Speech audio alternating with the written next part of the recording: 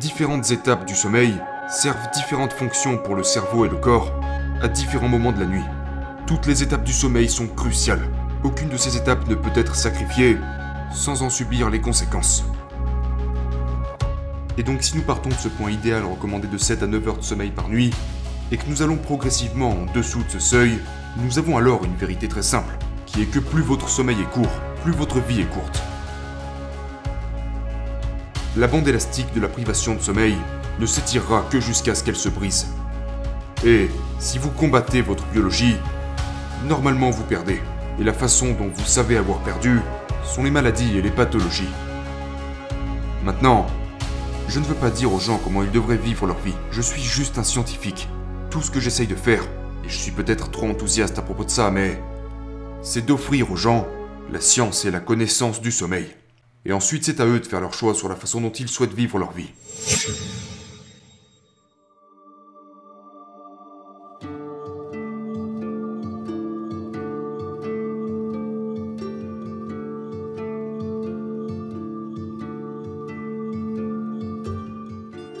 Alors, le sommeil, au moins chez les humains et la plupart des mammifères et les oiseaux, est largement séparé en deux formes principales. D'une part, nous avons le sommeil à mouvement oculaire non rapide, autrement dit le sommeil non paradoxal. Et le sommeil non paradoxal est subdivisé en 4 phases distinctes.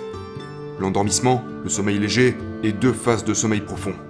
Et puis d'un autre côté, nous avons le sommeil à mouvement oculaire rapide, ou sommeil paradoxal. Le sommeil paradoxal est l'étape durant laquelle nous rêvons principalement. Et il s'avère que ces deux types de sommeil, non paradoxal et paradoxal, livrent une bataille incroyable pour la domination du cerveau tout au long de la nuit. Et ce genre de guerre cérébrale va être gagné et perdu toutes les 90 minutes, et puis rejoué toutes les 90 minutes, au moins chez les humains. Et cela crée cette architecture cyclique du sommeil. Cependant, ce qui est fascinant à propos de ça, et nous ne comprenons toujours pas pourquoi il en est ainsi, c'est que l'équilibre des ratios de ces deux types de sommeil, le sommeil paradoxal et non paradoxal, change au cours de la nuit. Ce que je veux dire par là, c'est que, dans la première moitié de la nuit, la majorité de ces cycles de 90 minutes sont composés de beaucoup de sommeil profond non paradoxal, et de très peu de sommeil paradoxal. Et donc, quand vous avancez jusqu'à la seconde moitié de la nuit, cette proportion va désormais réellement changer, avec des mouvements oculaires beaucoup plus rapides, particulièrement au cours des 2 dernières heures.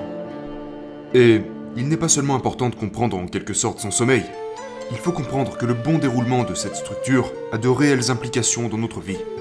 Donc, disons par exemple que je suis quelqu'un qui va au lit à 22h et qui se réveille généralement à 6h. Mais supposons que demain j'ai une réunion tôt le matin, ou que je veux en quelque sorte écourter mon sommeil pour pouvoir démarrer ma journée à la salle de sport. Du coup, je décide de me lever 2 heures plus tôt, ce qui fait que je me lève à 4h plutôt qu'à 6h. Maintenant, combien de sommeil ai-je perdu ? Eh bien, j'ai perdu 2 heures sur un total de 8 heures. J'ai donc perdu 25% de mon sommeil. Eh bien, oui et non. Oui, j'ai perdu 25% de mon sommeil total, mais étant donné que le sommeil paradoxal arrive plus tard le matin, j'ai perdu peut-être 50, 60, voire 70% de tout mon sommeil paradoxal. S'il y avait eu une étape du sommeil qui n'était pas importante, que Mère Nature aurait pu nous retirer, pour nous laisser davantage profiter de tous les bienfaits de l'éveil, je suis sûr qu'elle l'aurait fait. Et ce que nous avons appris, c'est que chaque étape du sommeil est importante. Différentes étapes du sommeil servent différentes fonctions pour le cerveau et le corps à différents moments de la nuit. Toutes les étapes du sommeil sont cruciales. Aucune de ces étapes ne peut être sacrifiée sans en subir les conséquences. Une personne sur 3 que vous croisez dans la rue n'a pas la quantité de sommeil dont elle a réellement besoin. Ainsi, les centres de contrôle des maladies recommandent un minimum de 7 heures de sommeil pour maintenir la santé humaine. Si je prends un jeune homme en bonne santé et que je le limite disons à 4 ou 5 heures de sommeil, sur une période de quelques nuits, son niveau de testostérone chutera au niveau de testostérone de quelqu'un qui serait 10 ans plus vieux. Ainsi, un manque de sommeil fait vieillir un homme d'une décennie, en termes d'aspect critique du bien-être et de la virilité. Et nous constatons d'ailleurs des déficiences équivalentes dans la santé reproductive des femmes. Dérèglement de la sécrétion d'hormones folliculostimulantes, cycles menstruels anormaux, diminution de la fertilité. Un manque de sommeil chronique dérègle fortement la sécrétion d'hormones. Et nous savons aussi que, par exemple, si je devais vous prendre en charge et vous mettre au régime en vous laissant simplement, disons, 4 heures de sommeil par nuit pendant quelques nuits, à la fin de ces quelques nuits, votre taux de sucre dans le sang serait tellement perturbé que votre médecin vous classerait déjà comme étant prédiabétique. Nous savons également que, si vous ne dormez pas suffisamment au cours de la semaine précédant votre vaccin contre la grippe, vous produirez 50% d'anticorps en moins par rapport à une réponse d'anticorps habituelle. Il n'y a aucun aspect de notre physiologie qui semble pouvoir faire reculer les signes de privation de sommeil tout en s'en sortant indemne.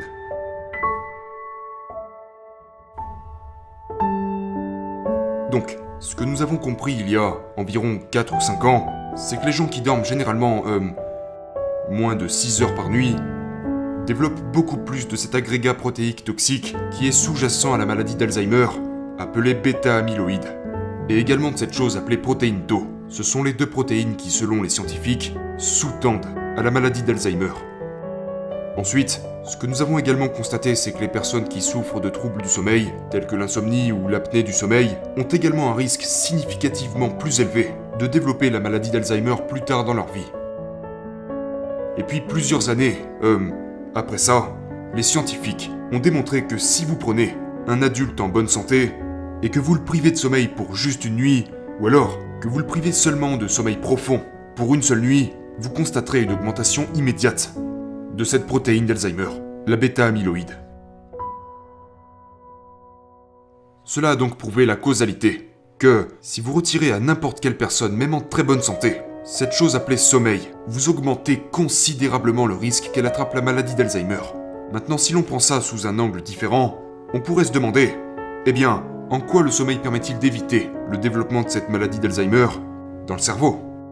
Et cette découverte, je pense que c'est digne d'un prix Nobel, mais une chercheuse appelée Maike Nedergaard, à l'université de Rochester, a fait 3 découvertes remarquables. Elle observait des souris et ce qu'il se passait quand elles dormaient. Et la première chose qu'elle a découverte, c'est que le cerveau possède un système d'auto-nettoyage. Et nous ne savions pas ça.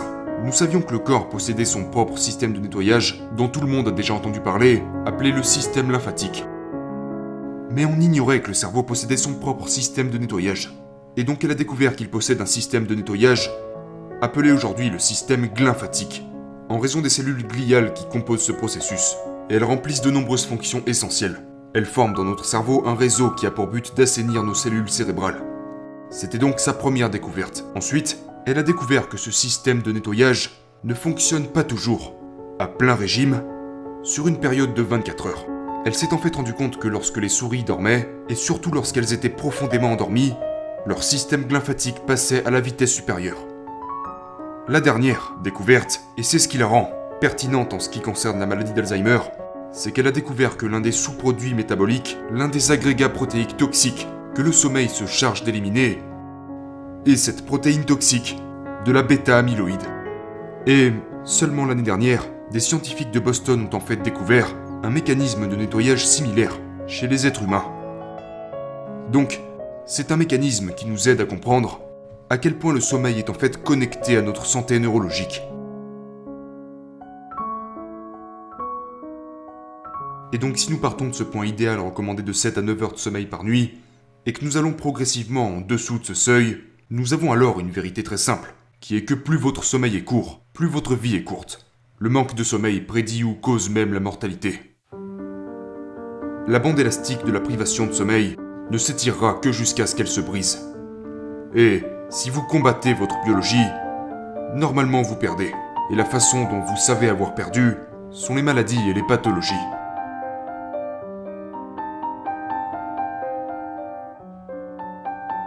Les personnes qui dorment généralement moins de 6 heures par nuit ont en moyenne un risque accru d'environ 200% de développer une maladie cardiovasculaire ou une crise cardiaque au cours de leur vie. Nous savons également, d'après une perspective d'études issue de la faculté de médecine de Harvard, qu'ils ont pris un large éventail de personnes qui ne présentaient aucun signe préexistant de maladie cardiovasculaire. Puis ils les ont suivis sur 5 à 6 ans. Et ce qu'ils ont découvert, c'est que les personnes qui dorment moins de 6 heures par nuit avaient un risque accru de 200 à 300% de calcification de l'artère coronaire. Et l'artère coronaire fondamentalement, est, vous savez, le couloir de vie qui alimente votre cœur. Alors pourquoi un bon sommeil élimine ce risque? Eh bien, pendant un sommeil profond, notre rythme cardiaque ralentit, notre système vasculaire, nos vaisseaux sanguins commencent à se détendre. Vous pouvez penser au sommeil profond comme étant la meilleure forme de médicament contre la pression artérielle que vous puissiez trouver au monde. Mais il ne s'agit pas seulement de la quantité de sommeil, il s'agit également de la qualité du sommeil. Nous avons constaté que les personnes qui ont un sommeil fragmenté ont une probabilité plus élevée de durcir leur vaisseau sanguin. C'est ce que nous appelons l'athérosclérose, qui est l'obstruction de nos artères, qui devient alors une voie directe vers les maladies cardiovasculaires et les crises cardiaques. Si vous essayez de perdre du poids, disons que vous essayez de suivre un régime et perdre du poids, mais que vous ne dormez pas suffisamment, 70% du poids que vous pourrez perdre proviendra de votre masse corporelle maigre et non de la masse grasse. En d'autres termes, si vous ne dormez pas assez et que vous essayez de surveiller votre alimentation, de surveiller ce que vous mangez, vous perdrez ce que vous voulez garder, c'est-à-dire du muscle, et vous gardez ce que vous voulez perdre, c'est-à-dire de la graisse.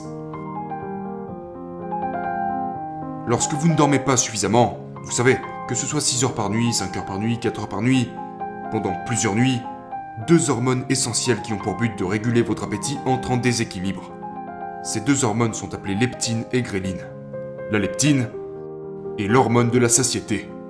Lorsque vous libérez de la leptine, cette hormone informe votre cerveau et votre corps que vous êtes rassasié de ce que vous venez de manger. Vous n'avez plus faim. La gréline est son opposé. La gréline est l'hormone de la faim. Elle dit non, non, non, tu n'es pas satisfait de cette quantité de nourriture. Tu dois manger plus. Et lorsque vous êtes en manque de sommeil, ces 2 hormones tendent à fonctionner littéralement à l'envers, d'une manière qui ne vous est vraiment pas favorable. Tout d'abord, la leptine, qui est le signal de la satiété, diminue considérablement. Donc vous perdez ce signal de satiété, et vous avez constamment faim. Et comme si cela ne suffisait pas, la gréline, l'hormone de la faim, s'accroît fortement. Donc maintenant, supposons que vous venez de manger un repas standard, qui normalement aurait été satisfaisant, mais cela ne vous semble pas satisfaisant. Vous voulez manger davantage. Et de ce fait, les gens consomment 200 à 400 calories supplémentaires par jour, dans ces conditions de sommeil insuffisantes.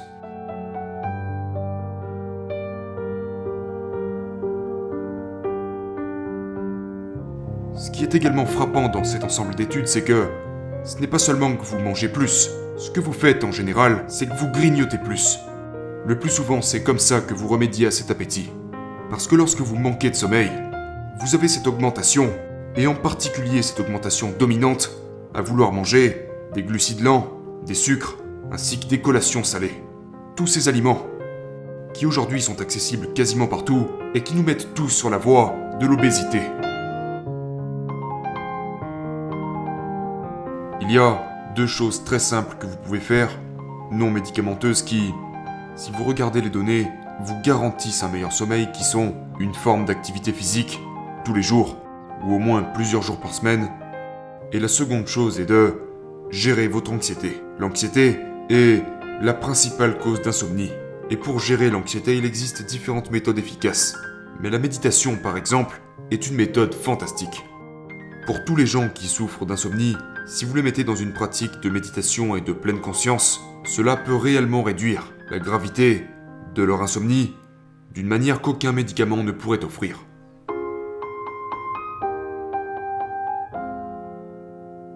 Je pense qu'il y a probablement 5 astuces pour un meilleur sommeil qui pourraient vous aider si vous cherchez à optimiser votre sommeil. La température, la régularité, l'obscurité, les siestes, et puis l'alcool et la caféine. La température est fascinante. Nous savons que notre cerveau et notre corps ont besoin de baisser leur température d'environ 1 degré pour pouvoir vous endormir et rester endormi à travers la nuit. Et c'est la raison pour laquelle il vous sera toujours plus facile de vous endormir dans une pièce trop froide que trop chaude. Maintenant, c'est différent pour chacun, mais la température optimale pour un bon sommeil serait d'environ 18 degrés. Le prochain est la régularité. Couchez-vous et réveillez-vous à la même heure tous les jours, que ce soit en semaine ou le week-end. Et même si vous avez passé une mauvaise nuit de sommeil, ne changez pas vos horaires, résistez jusqu'au soir. Ma recommandation pour les personnes qui font de l'insomnie, elles diront « Est-ce que je dois me coucher plus tôt? Est-ce que je dois me réveiller plus tard? Ne faites rien. N'allez pas vous coucher plus tôt. N'essayez pas de vous réveiller plus tard. Tenez-vous aux mêmes horaires. La raison pour laquelle la régularité est si importante est parce qu'elle ancrera votre sommeil et en améliorera la qualité. Parce qu'au plus profond de votre cerveau, il y a une horloge biologique de 24 heures. Et cette horloge compte sur votre régularité. Elle prospère beaucoup mieux dans des conditions de régularité. Et vos horaires de sommeil et d'éveil sont évidemment concernés. Maintenant, l'un des dangers. Vous savez, quand je demande aux gens, quand ils me disent qu'ils ont des problèmes de sommeil, je leur demande « Faites-vous la sieste pendant la journée ?» Et ils disent « Non, je ne fais jamais de sieste. » Alors je leur dis « Eh bien, mais quand vous regardez la télévision sur le canapé le soir, est-ce qu'il vous arrive de vous endormir parfois devant la télévision ?» Et ils répondent « Oui, ça m'arrive tout le temps. C'est une sieste accidentelle. » Et c'est aussi le pire moment pour faire la sieste. Parce qu'une fois encore, c'est juste avant votre repas principal de sommeil. Donc, je dirais que si vous faites quelque chose qui vous aide à vous détendre et à vous désengager de votre journée, à vous écarter du stress, c'est très bien, que ce soit en lisant un livre ou en regardant un film. Mais, pendant l'heure qui précède le moment où vous comptez aller vous coucher, éloignez-vous de tout ce qui est susceptible de vous faire réagir, que ce soit cognitivement ou même, et d'ailleurs surtout, émotionnellement. Ne vérifiez pas vos emails. N'envoyez pas de messages. Ne regardez pas de films comme, vous savez, des films d'action, des films d'horreur avec lesquels vous allez juste vous connecter. Restez loin de ces choses-là. La caféine peut avoir deux effets néfastes sur votre sommeil. Le premier se résume à sa durée d'action. Cette caféine a, pour la plupart des gens, une demi-vie, comme nous l'appelons, d'environ 5 à 6 heures. Autrement dit, après 5 à 6 heures, 50% de cette caféine est toujours dans votre système. Ce qui signifie que la caféine entre dans son dernier quart de vie 10 à 12 heures après la première. Donc si vous prenez une tasse de café, disons, à 14 heures, un quart de cette caféine pourrait encore circuler dans votre cerveau à minuit. Donc ça serait l'équivalent, vous savez, prendre une tasse de café à 14 heures est l'équivalent de prendre le quart d'une tasse de café juste avant d'entrer dans votre lit, éteindre la lumière et espérer passer une bonne nuit de sommeil. Et même si vous êtes une de ces personnes qui disent « Oui, mais moi, je peux prendre un expresso après le dîner et je m'endors pourtant très bien, et je ne me réveille pas au cours de la nuit, donc pas de problème », eh bien ce n'est pas tout à fait vrai, parce que même si vous vous endormez et que vous restez endormi, la caféine va en fait diminuer la quantité de sommeil profond non paradoxal que vous pourriez obtenir. Elle pourrait diminuer la qualité de ce sommeil profond jusqu'à 20%. Maintenant, pour baisser de 20% votre qualité de sommeil profond sans caféine, il faudrait que vous vieillissez d'une décennie. Ou alors, vous pouvez le faire avec une tasse de café le soir. Vous savez, ça revient au même. Et le problème c'est qu'alors, ces gens, quand ils se réveillent le lendemain matin, ils ne se souviennent pas avoir lutté pour s'endormir. Ils ne se souviennent pas non plus s'être réveillés au cours de la nuit. Donc ils ne font aucune corrélation entre les deux. Mais maintenant ils se sentent non rafraîchis et non restaurés par leur sommeil. Parce qu'ils ne dormaient pas profondément. Donc ça c'était la caféine. Passons à l'alcool. L'alcool est probablement l'aide au sommeil la plus mal comprise qui soit. C'est tout sauf un somnifère. Premièrement, l'alcool fait partie d'une catégorie de drogues que nous appelons les sédatifs. Et la sédation n'est pas le sommeil. Le second problème avec l'alcool est qu'il fragmente votre sommeil. Parce que les substances neurochimiques liées au stress augmentent au fur et à mesure que l'alcool est métabolisé. Et c'est ce qui provoque la fragmentation de votre sommeil. Le dernier problème avec l'alcool est que c'est un puissant suppresseur de votre sommeil paradoxal, de votre sommeil de rêve, et on a déjà mentionné les avantages qui lui sont rattachés. Et donc, vous savez, je pense que c'est la raison pour laquelle l'alcool devrait être fortement déconseillé contre le sommeil par les professionnels de la santé.